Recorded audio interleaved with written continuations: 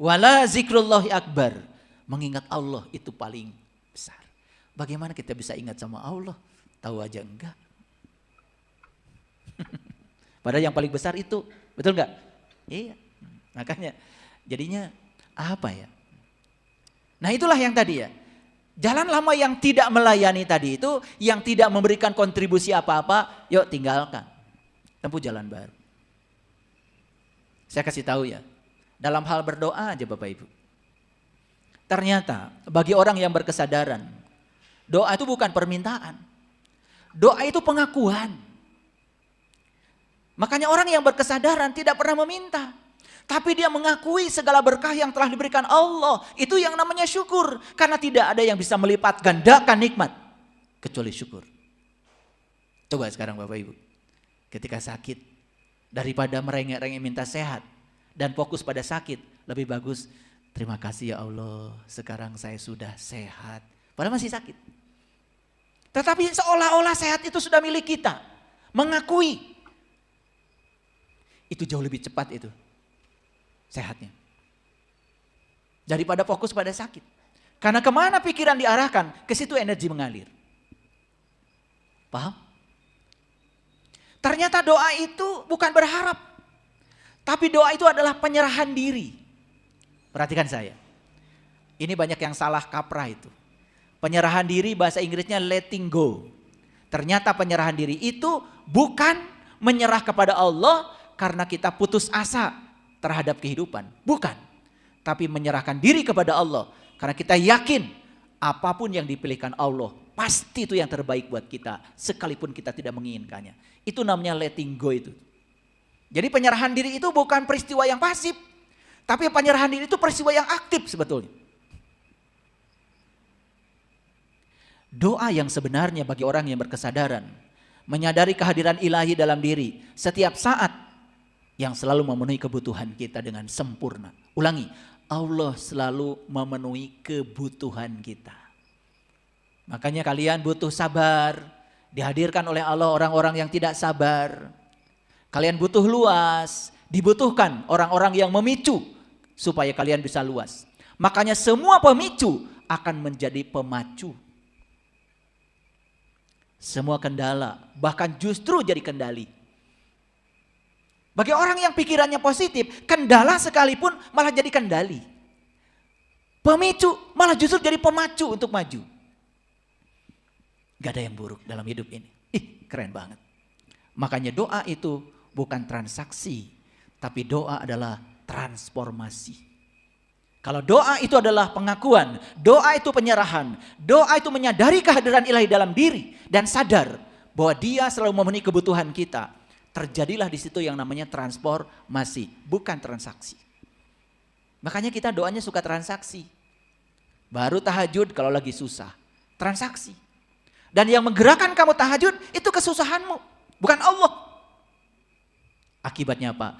Kesusahanmu bertambah-tambah setelah tahajud. Rezeki seret, sholat duha. Tanya pada dirimu, apa yang menggerakkan duhamu? Allah atau kesusahan?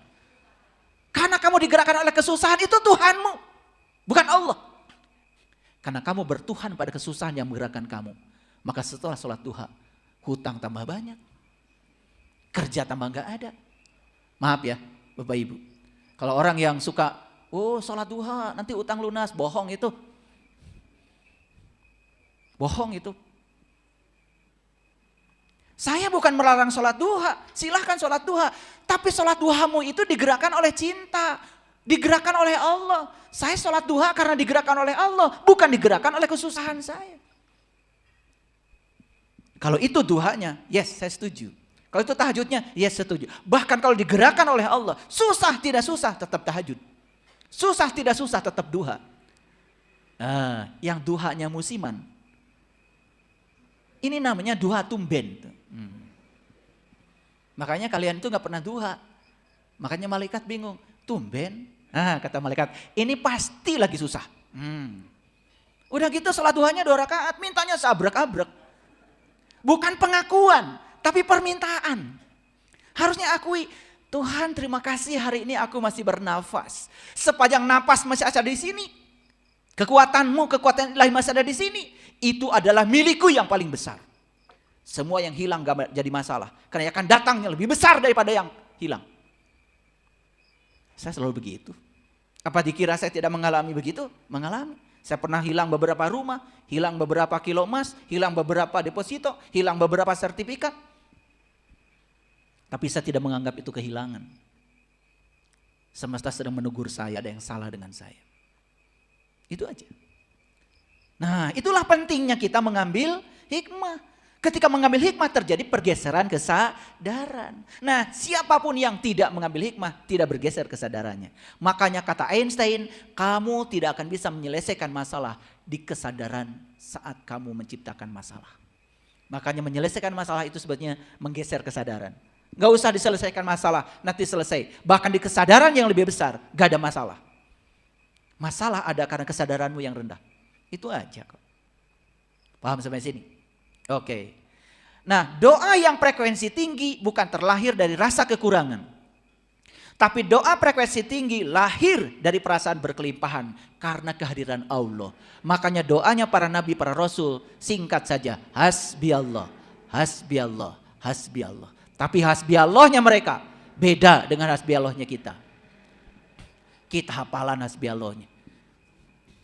Kalau mereka mengatakan itu, sudah merasakan kehadiran Allah dalam dirinya, maka terlontar kata-kata, cukuplah Allah bagiku. Karena Allah sudah mengayakkan dia dari dalam. Segala kebutuhan dia sudah dipenuhi oleh Allah dari dalam. Dan tidak ada yang buruk. Karena semua adalah baik-baik saja. Perlu gak Bapak Ibu bergeser dari jalan lama? Perlu apa tidak? Sudah mulai terbayang? Oke.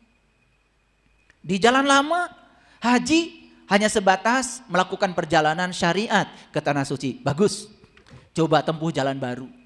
Simbol-simbol apa sih yang bisa dibaca dari perjalanan syariat itu?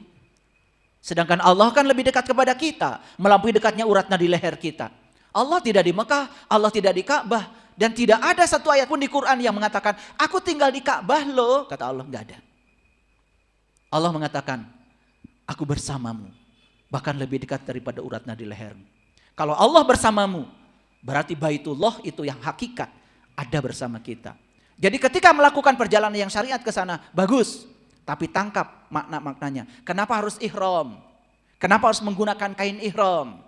Kenapa harus tawaf 7 putaran? Kenapa harus sa'i 7 kali mondar mandir Safa dan Marwah? Kenapa harus tahallul? Kenapa harus cukur rambut? Kenapa harus lempar jumroh? Kenapa 7 batu? Itu semua adalah syarat dengan makna dan simbol.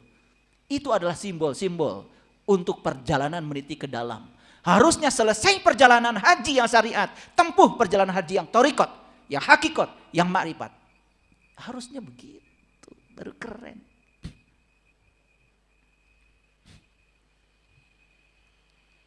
Untuk mencapai doa yang kuat, harus melepaskan diri dari ilusi keterpisahan. Hadirin, perhatikan saya. Manusia kebanyakan merasa seolah-olah dirinya dengan Tuhan itu terpisah. Padahal Allah mengatakan, wa huwa ma'akum aina ma kuntum. Ma'akum. Aku bersamamu dimanapun kamu berada. Lah, kenapa kita merasa seolah-olah diri kita terpisah dari Allah? Ini masalah kesadaran. Ini masalah tauhid. Karena la ilaha illallah kita baru sebatas ucapan. Padahal dia yang maha tunggal, meliputi semua bentuk, meliputi semua makhluk. Bahkan di Quran dikatakan, inna rabbaka ahata binas. Sesungguhnya Tuhanmu meliputi seluruh manusia. Kalau orang yang sadar bahwa Tuhan dia meliputi seluruh manusia, gak ada lagi manusia yang merendahkan manusia yang lain. Tidak ada lagi manusia membunuh manusia yang lain. Tidak ada lagi manusia membenci manusia yang lain. Gak ada lagi. Gak ada lagi. Kalau la ilaha illallahnya sudah mewujud menjadi satu pengalaman spiritual. La ilaha illallah itu level luar. Level dalamnya la ilaha illallah. Level dalam lagi la ilaha illa anta. Level dalam lagi la ilaha illa ana. Gak ada lagi ilusi keterpisahan. Dan itu harus dialami langsung. Tidak cukup dengan mendengarkan kata-kata seperti yang saya sampaikan saat ini. Bahkan suatu saat tidak ada lagi kata-kata itu. Tidak ada lagi la ilaha illallah. Tidak ada lagi la ilaha illahu. Tidak ada lagi la ilaha illa anta. Tidak lagi la ilaha illa ana. Bahkan aku yang kecil sudah melebur dalam aku yang besar. Tidak ada lagi. Yang ada cuma dia. Dia yang awal, dia yang akhir, dia yang dohir, dia yang batin. Yang mana yang bukan dia? Kemanapun kamu malingkan wajah, tidak ada yang kamu saksikan kecuali wajah.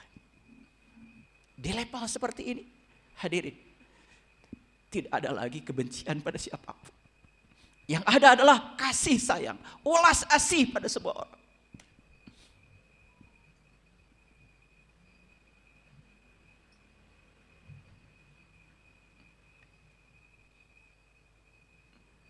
Jadi doa itu adalah penyerahan diri. Dan penyerahan diri bukan tindakan yang pasif. Penyerahan diri adalah tindakan yang aktif. Kenapa? Saat kita menyerahkan diri kepada Allah, bukan didorong oleh keputusasaan. Tetapi penyerahan diri kepada Allah. Karena kita percaya, apapun realitas yang terjadi, pasti pilihan Allah. Karena tidak ada dalam satu peristiwa pun yang tidak ada hadir dia. Tidak ada. Kita sering tidak percaya dan ragu kepada Allah. Karena kita tidak menginginkannya. Karena pikiran kita yang sempit. Dan seolah-olah apa yang terjadi itu buruk. Karena otak kita dari sejak kecil disuruh untuk melihat benar salah, baik buruk, benar salah, baik buruk. Hanya berdasarkan pengetahuan kita yang sempit di sini. Hadirin.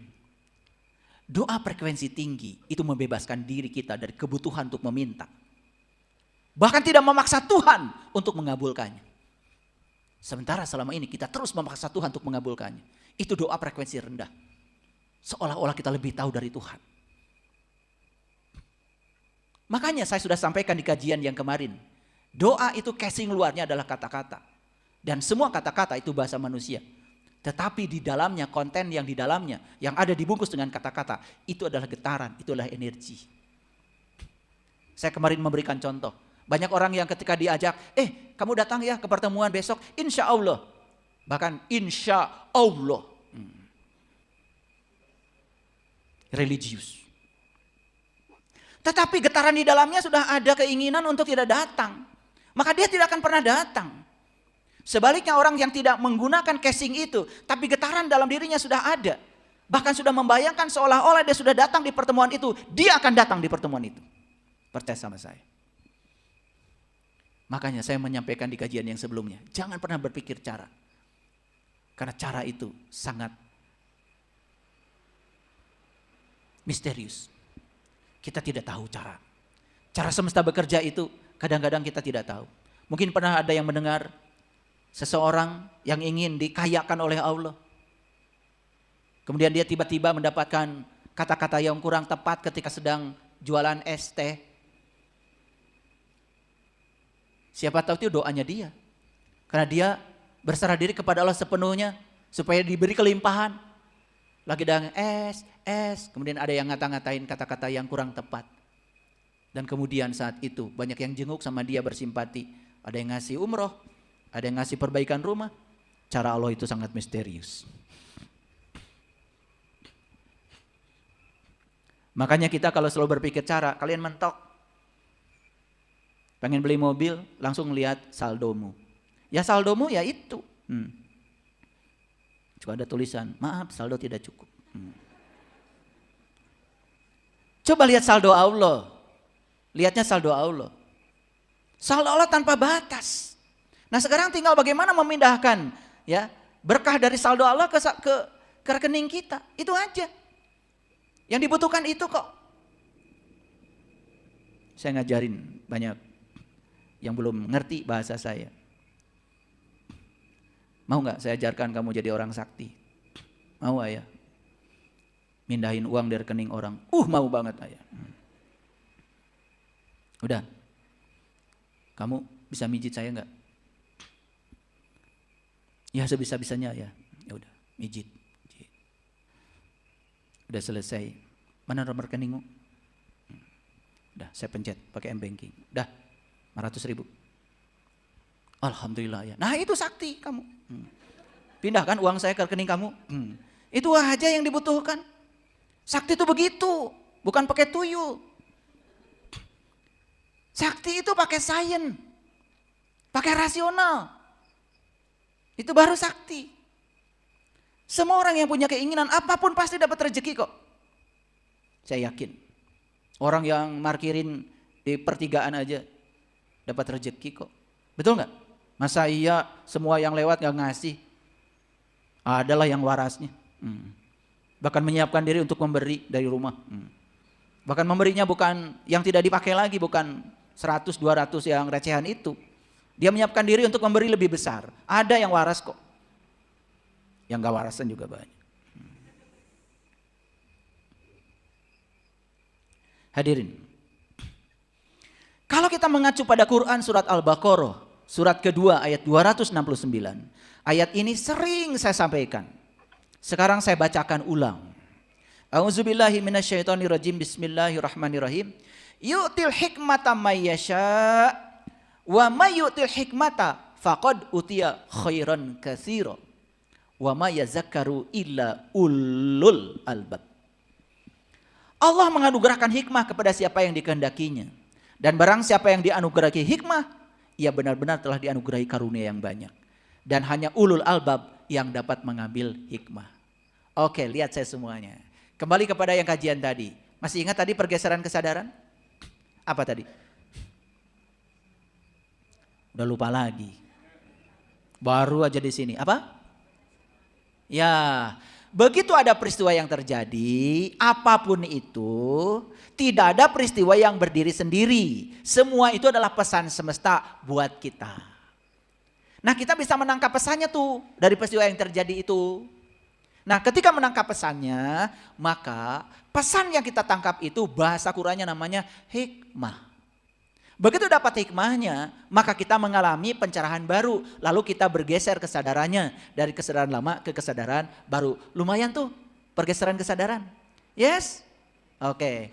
Tetapi Quran surat Al-Baqarah mensyaratkan, ternyata yang bisa mengambil hikmah dari setiap peristiwa itu hanya ulul albab. Udah ada jawaban sekarang? Pantas saya nggak bisa ngambil hikmah karena saya bukan. Nah itu aja. Gitu aja. Ngerti ya? Saya bikin bahasanya lebih sederhana. Oh pantas saya tidak bisa mengambil hikmah. Begitu banyak peristiwa pesannya nggak bisa nangkap karena saya bukan ulul albab. Itu aja. Kalau ulul albab kata Quran pasti bisa mengambil hikmah. Nah sekarang kita tanya Quran. Quran, siapa ulul albab itu? Nah Quran ngasih jawaban. Ini jawabannya tidak di Quran surat Al-Baqarah. Adanya di Quran surat Ali Imran ayat 191. Itulah pentingnya kita mengerti petanya Al-Quran. Jadi terkadang jawaban untuk satu istilah itu tidak di berikutnya. Bahkan loncat ke ayat lain. Nah kalau kita sudah bisa memahami petanya Al-Quran, mappingnya Al-Quran, 30 juz, itu mau loncat kemana-mana gampang. Makanya ya ada tokoh besar dulu namanya Ali Audah. Beliau menciptakan satu kitab petunjuk memahami Al-Quran namanya Konkordansi Al-Quran. Pernah dengar gak? Konkordansi Al-Quran. Pernah dengar gak? Belum pernah dengar? Pantes kalian gak paham-paham Quran ya. Konkordansi Al-Quran itu isinya apa? Misalkan gini. Ayat tentang yazkuru itu adanya di surat apa saja? Itu bayangkan dulu Ali Audah itu mencari itu manual. Dan sekarang konkordansi Al-Quran itu sudah dalam bentuk digital. Sudah dikeluarkan Departemen Agama. Sudah pernah menggunakan aplikasinya? Aduh. Ya.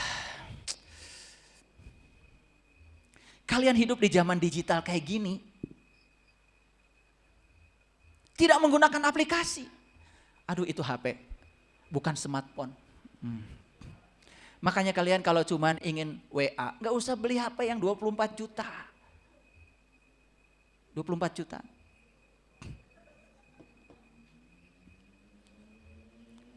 Ini smartphone. Dan membantu saya untuk banyak mengerjakan pekerjaan saya, terutama pekerjaan-pekerjaan digital. Konkordansi Al-Quran pun bisa diaplikasikan di sini, bisa diakses di sini. Saya ingin tahu, yazkurunallah itu ada di ayat mana saja, itu gampang. Kalau pakai aplikasi. Udahlah, saya teruskan dulu ke sini ya. Saya jadi kesal ya sama kalian. Bukan kesal sebenarnya saya itu, kasihan aja kalian itu. Punya HP. Ini HP saya ini, hafiz Quran. 30 juz. Nanti kalau syarat masuk surga itu hafiz Quran, HP saya duluan. Saya belakangan. Ikutin HP. Makanya ya, hafal itu hanya level keterampilan berpikir yang paling rendah. Saya bukan merendahkan orang yang hafiz Quran. Dari kecil juga saya dipaksa oleh orang tua saya harus menghafal Al-Quran. Khatam itu bukan hafal 30 juz. Khatam itu satu ayat aja, tapi membuat kamu dapat hidayah, tercerahkan hidupnya, berubah kesadarannya. Itu khatam. Baca ayat ini. Coba sampai khatam. Siapa sesungguhnya ulul albab itu? Kata Quran, allazina yazkurunallaha qiyaman wa qu'udan wa ala junubihim. Nah, ini saya bacanya qiyaman. Harusnya kan qiyamau gitu. Karena ya itu ada kasroh 2 ketemu wow itu idgham biguna. Bukan saya nggak ngerti. Cuman kan dibacain sepotong-sepotong nih, ya. Allazina yazkurunallaha qiyaman wa qu'udan wa ala junubihim gitu. Tapi kalau saya baca allazina yazkurunallaha qiyaman wa qu'udan wa ala junubihim, boleh enggak? Boleh, kan saya bacanya sepotong-sepotong. Bukan saya nggak ngerti idgham biguna. Ya. Ya, walaupun pendeta tapi saya ngerti idgham biguna.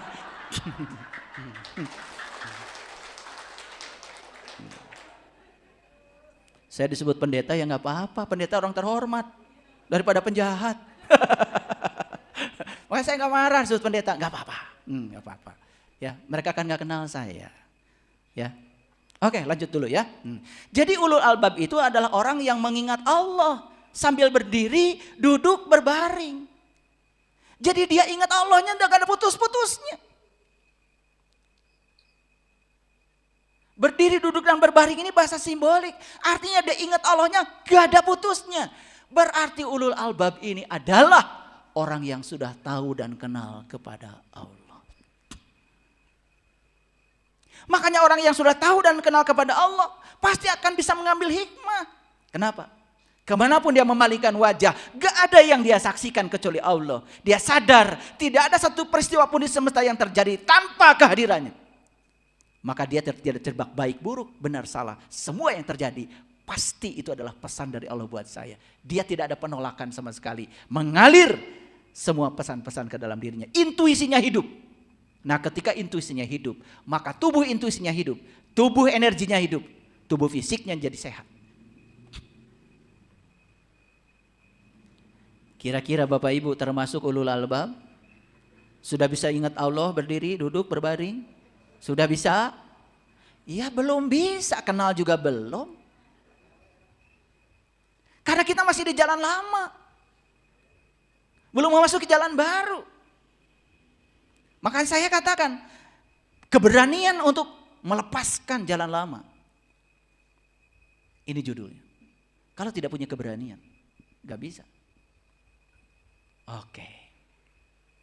Nah, menurut David Hawkins, tingkat kesadaran itu menentukan perspektif seseorang. Dan tingkat kesadaran dapat mengarahkan atau mendikte cara seseorang bereaksi terhadap sesuatu sesuai dengan pengalaman hidupnya. Lihat saya semuanya. Tingkat kesadaran seseorang akan mendikte cara dia bereaksi terhadap peristiwa. Ada nggak orang yang setiap peristiwa apapun reaksinya selalu negatif? Ada? Ada apa banyak? Siapa di antaranya? Nah itu. Tergantung tingkat kesadarannya. Orang yang kesadarannya sudah tinggi, bahkan sudah tidak melihat perbuatan apapun di semesta ini, kecuali perbuatan Allah. Tidak terjebak baik buruk benar salah. Selesai semuanya. Tidak ada penolakan. Itulah pentingnya kenapa kita mengenal Allah. Kalau sudah sampai situ. Tauhidnya sudah di situ. Tauhid itu berselaras dengan kehidupan, dengan sikap. Tingkat kesadaran manusia itu fluktuatif. Tahu fluktuatif? Fluktuatif itu gini nih, kayak ombak. Ya, lihat saya semuanya. Namun, kata Hawkins mencatat bahwa kita sebenarnya memiliki keadaan normal yang dominan. Lihat saya semuanya. Tingkat kesadaran seorang itu fluktuatif gini, naik turun. Tetapi sebetulnya, kata Hawkins, tiap orang itu punya average-nya, punya rata-rata. Dominannya dia di mana? Jadi walaupun fluktuatif, gak mungkin tiba-tiba baik banget, buruk banget. Gak mungkin. Gak mungkin. Gak mungkin. Ada yang begini, ada yang begini. Amplitudonya tidak terlalu ekstrim. Dan itulah yang disebut dengan keadaan normal yang dominan. Jadi setiap orang tuh punya keadaan normal yang dominan kesadarannya. Walaupun fluktuatif tidak mungkin. Hari ini misalkan seseorang ini tiba-tiba menjadi sangat pemurah. Besok menjadi sangat pelit sekali. Gak mungkin, pelit mah pelit tuh. Betul gak? Cuman paling juga jadi pemurahnya ya recehan dulu ngeluarinya gitu. Yang sudah tidak dibutuhkan disumbangkan, pura-pura nyumbang lah gitu. Jadi kalau orang walaupun kesadaran itu fluktuatif maksudnya tidak mungkin tiba-tiba dalam sehari semalam seseorang itu asalnya tidak terpuji, jadi terpuji, enggak mungkin. Tetap aja kalau yang tukang bicarakan orang, tetap aja bicarakan orang. Cuman frekuensinya sudah mulai berkurang. Kalau kemarin misalkan bicarakan orangnya sehari 100 orang yang dibicarakan, nah besok-besok jadi 99 orang gitu aja. Itu. Jadi tetap aja dominannya di mana itu. Ngerti maksud saya? Nah sekarang Bapak Ibu temukan, Bapak Ibu itu keadaan normal yang dominannya itu di mana?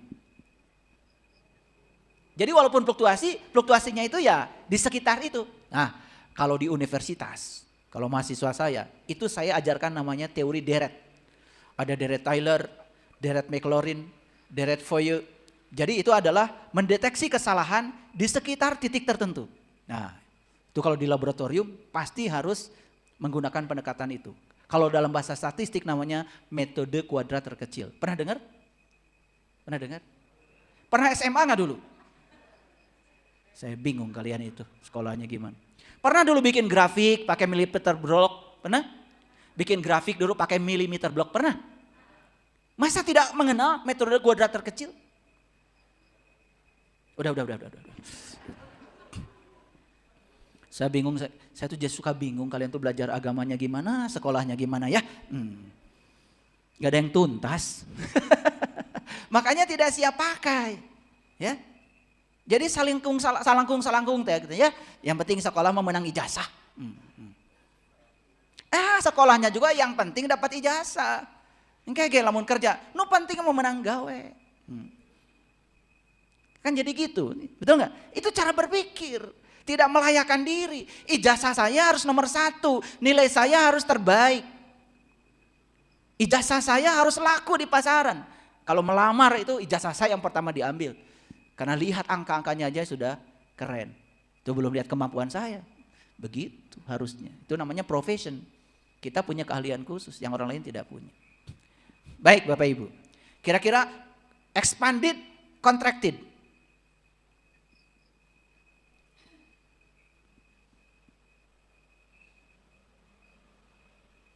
Oke.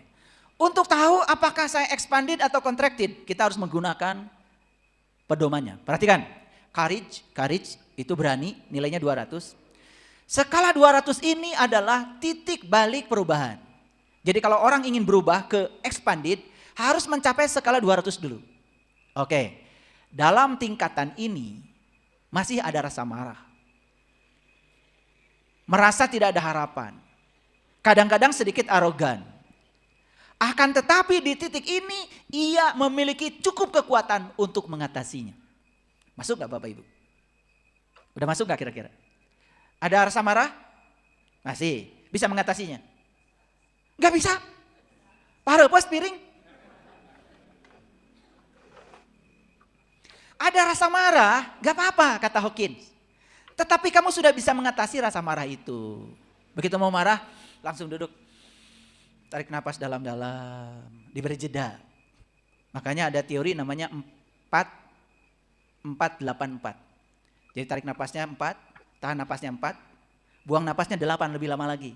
Nah setelah buang napas, tahan perut 4. Itu namanya 4-4-8-4. Jadi gini. Nah hitung 1, 2, 3, 4. Tahan. 1, 2, 3, 4. Nah ketika membuang napas lebih lama. Tahan, sedikit-sedikit buang napasnya. 1, 2, 3 sampai 8.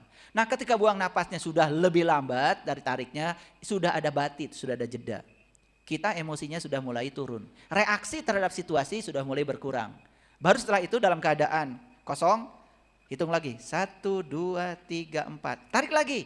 4, 4, 8, 4. Silakan dipraktekkan. Khusus untuk yang suka marah. Ya, baik-baik. Nanti mungkin ada sesi khusus ya, harus ada sesi khusus meditasi gitu ya. Biar calalager ya kalian itu. Cing tuh tong gede amak ya. Geus karolot gede amak. Duh. Bahasa Inggrisnya itu tuh nurus tunjung.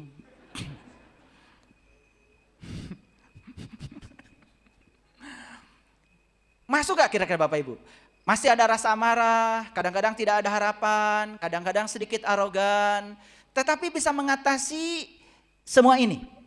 Kalau Bapak Ibu sudah sampai di level ini, 200. Ini sudah mau masuk ke expanding. Tapi rasa marah tidak bisa diatasi. Ya, ketika kita putus asa, susah bangkit, gak ada harapan. Kadang-kadang arogannya luar biasa. Sombongnya auzubillah. Ya. Makanya kalau ada orang sombong, auzubillah. Apa artinya auzubillah?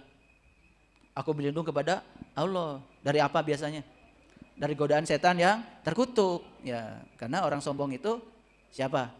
Itu kan kalian tahu, ya. Akan tetapi di titik ini ia memiliki cukup kekuatan untuk mengatasinya. Nah, sebagai perbandingan skala di bawah 200, masih melihat diri sebagai korban. Lihat saya semuanya. Kalau di bawah skala 200, semua orang merasa kalau ada peristiwa itu dia merasa korban. Makanya dia tidak pernah menyadari dirinya. Seolah-olah semua peristiwa itu terjadi karena orang lain melakukan itu untuk saya gitu. Merasa terzolimi. Nah siapapun yang dalam hidup masih merasa terzolimi, merasa diri sebagai korban. Itu peringatan bahwa Anda skala kesadarannya masih di bawah 200. Nah ciri-cirinya apa? Orang yang sering merasa korban, sering menyerang orang lain. Seolah-olah yang dilakukan oleh orang lain itu adalah kejahatan. Maka dia selalu depend, gitu. Cirinya begitu. Coba gampang ya, begitu orang lain marah dia langsung marah. Nah itu ciri di bawah 200. Kira-kira Bapak Ibu masuk 200 atau di atas 200? Di atas?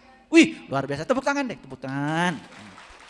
Sekarang imajinasikan saya skala kesadarannya sudah di atas 200. Cing era atuh tong amak-amakan wae atas 200 ya gitu. Enggak apa-apa ya, tapi jangan overconfidence. Nah, sebagai perbandingan skala ya, di bawah 200 masih melihat diri sebagai korban. Sedangkan di tingkat ini itu adalah titik pertama pemberdayaan. Jadi ketika seseorang sudah mencapai skala 200, tidak merasa sebagai korban lagi. Nah disitulah mulai dirinya berdaya. Tetapi orang-orang yang mengatakan dirinya korban, dia selamanya tidak berdaya. Makanya orang yang merasa dirinya korban, kan kerjanya coba perhatikan, pasti curhat. Ngeluh, cari simpati. Betul gak? Maaf ya, ini fenomena Ramadan saya perhatikan. Ya luar biasa. Banyak sekali orang bawa karung, ya, kemudian duduk di trotoar, bawa anak kecil. Dan itu 10 meter ada lagi, 10 meter ada lagi. Itu berbahaya itu. Kalau beliau sendiri ya ibunya gak apa-apa, tapi itu kan bawa anak. Dan anak sudah diajarkan untuk bermental seperti itu. Ya memang itu perlu ditolong. Tetapi itu fenomena di mana dia merasa sebagai korban. Jadi kan padahal dia tuh berdaya sebetulnya. Saya lihat dari usianya, sebetulnya kalau datang ke rumah aja ikut bantu-bantu cuci piring ya pasti dapat gaji saya yakin. Tapi kan ingin dengan situasi yang semacam itu. Makanya meminta-minta itu gak apa-apa dalam kurun waktu yang pendek, tapi jangan kelamaan, karena itu mental miskin. Kemiskinan berasal dari perasaan miskin. Nah itu contracted namanya. Dia terjebak di situasi itu. Jadi tidak akan berkembang. Bahkan tidak merasa kalau dirinya itu layak. Tidak merasa kalau dirinya mampu. Dia hanya menempatkan dirinya sebagai orang yang layak untuk diberi. Coba bayangkan ya. Itu mental. Ini yang mengerikan bahwa anak kecil. Memang itu perlu ditolong. Itu gejala sosial yang perlu ditolong. Makanya ya saya kalau di komunitas saya kita punya namanya BSI Peduli. Bumi Spiritual Indonesia Peduli. Jadi kita ini mengumpulkan uang sahabat-sahabat yang berkesadaran untuk membantu yang seperti itu. Ya, menjelang Idul Fitri pun insya Allah kita akan berbagi paket sembako. Insya Allah. Ya, insya Allah saya itu dari getaran ya. Dari getaran ya, bukan dari religius ya. Nah, mulai mengambil tanggung jawab pribadi dan memiliki minat dalam pengembangan diri. Bapak Ibu perhatikan saya. Bapak Ibu datang ke tempat ini, apakah didorong saya ingin mengembangkan diri saya? Saya ini sebetulnya layak untuk hidup bahagia. Saya layak untuk berkelimpahan dalam hidup. Itu yang mendorong? Kalau itu yang mendorong Bapak Ibu, berarti Bapak Ibu sudah 200. 200, lumayan. Tapi kalau mau datang ke sini aja misalnya sudah ada pikiran-pikiran negatif, padahal belum dengar kajiannya, wah itu mah sesat. Padahal belum mendengar kajian saya, kenal saya juga enggak gitu. Cuman mendengar apa kata orang. Nah itu contracted namanya. Jadi itu sudah di bawah 200 itu. Sudah tidak ada harapan untuk pemberdayaan diri. Tapi Bapak Ibu walaupun sekarang tahu, kalau Bapak Ibu tidak tahu, tapi sudah ada harapan. Saya ingin mengubah hidup saya karena Allah bersama dengan saya. Gak boleh hidup saya seperti ini. Ada yang kurang tepat dengan hidup saya. Gitu Bapak Ibu? Oke, sekali lagi tepuk tangan. 200. 200 lumayan. Nah, kalau saya petakan jalan lama dan jalan baru. Perhatikan ya, ini secara global. Jalan lama, kebanyakan orang kalau punya harta mempertahankan yang dimiliki. Setuju? Setuju apa tidak? Hati-hati tuh jalan lama Bapak Ibu. Bapak Ibu punya uang dipertahankan gitu. Itu pelitnya auzubillah. Auzubillah lagi ya. Auzubillah. Berarti yang pelit itu siapa? Setan. Jadi kalau ingin tahu setan lihat pelit, sombong tadi. Ya. Mempertahankan yang dimiliki. Untuk dirinya sendiri pelitnya luar biasa. Bapak Ibu berani nggak saya tantang sekarang? Kalau Bapak Ibu ingin berkelimpahan, saya kasih jalan baru. Jalan baru namanya berbagi. Siap gak? Mulai ya. Tuh. Mulai sumbang suaranya. Siap gak? Siap gak? Oke, kalau siap, saya punya BSI Peduli. Saya mau berbagi sembako. Siap gak mendukung saya? Oke, nanti di depan sudah ada ini, saya ingin lihat kesiapannya. Tetapi saat berbagi hati-hati, ya. Jangan ketika berbagi transaksi. Ketika berbagi lepaskan. Oke, itu yang pertama. Jalan lama memaksakan cinta.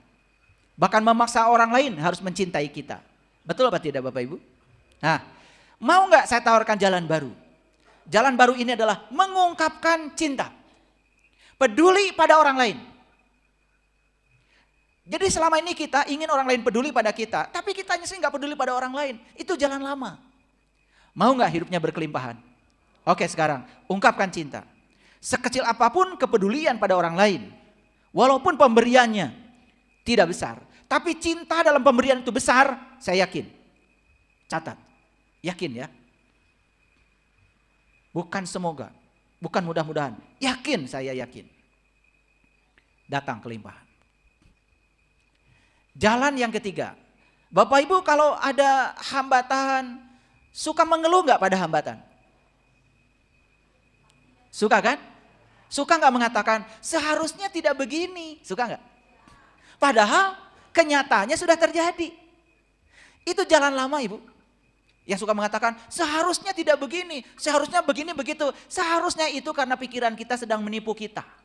Padahal faktanya sudah terjadi realitasnya. Harusnya kita menerima yang ada.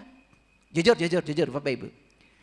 Kalau ada yang terjadi, menerima apa yang ada atau seharusnya. Lihat, kalau kita masih pakai ilmu seharusnya begini dan begitu, Bapak Ibu akan terjebak jengkel, marah, kesal, dan tidak menerima realitas itu. Itulah yang namanya penolakan.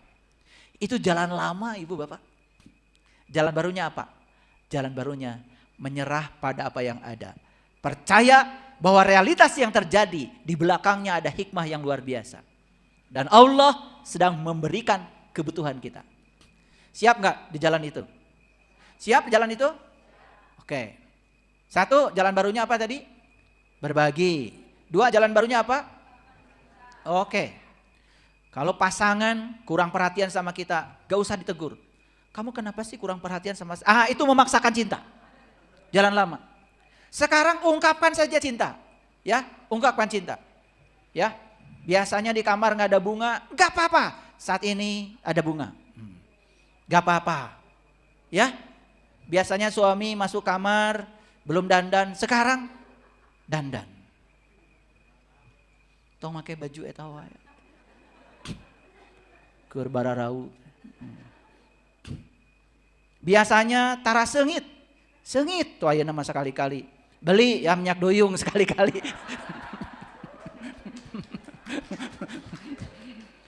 Ya, mengungkapkan cinta. Aduh, ya. Itu tadi saya bergurau ya. Atau sekali-kali belilah minyak yang agak mahal. Betul enggak? Piraku ti ngawitan nikah tos 33 tahun di kayuna eta wae minyak teh. Betul enggak? Apalagi minyaknya tiba heula hayo we kayu putih atuh eta mah sup angin. Sekali-kali atuh pakai minyak yang angkat tuh Kak PPJ ya. Layakkan diri kita. Ya. Semua hal yang membuat semua situasi menjadi sangat kondusif dan nyaman, kenapa tidak diciptakan? Dan itu bisa sebetulnya. Cuman kita lupa. Karena kita selama ini di jalan lama memaksakan cinta. Tidak memasuki jalan baru. Sekarang saya akan ungkapkan cinta. Ternyata hadiah mengungkapkan cinta pasti dicintai.